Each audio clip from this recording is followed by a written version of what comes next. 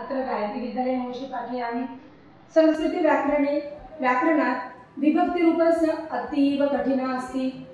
तस्य स्मरणार्थम् अहं यूयम् अद्य लघुयुक्तां वदामि। पश्य।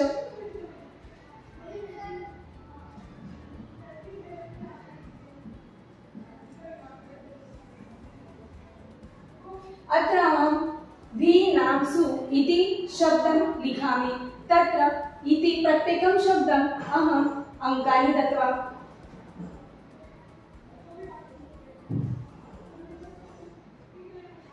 विः 3 अंकानि दत्वा नाम 6 अंकानि दत्वा सु 7 अंकानि दत्वा इति बहुवचनस्य रूपम् अस्ति।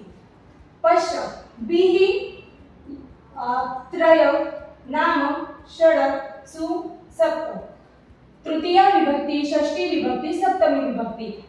अत्र मालारूपं लिखामि। मालाभि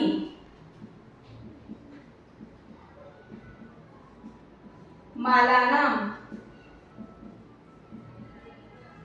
मालासु। पश्य विः 3 प्रत्यय बहुवचन मालाभिः नाम 6 प्रत्यय मालानां सु 7 प्रत्यय मालासु। तदनन्तरम् अहम् अत्र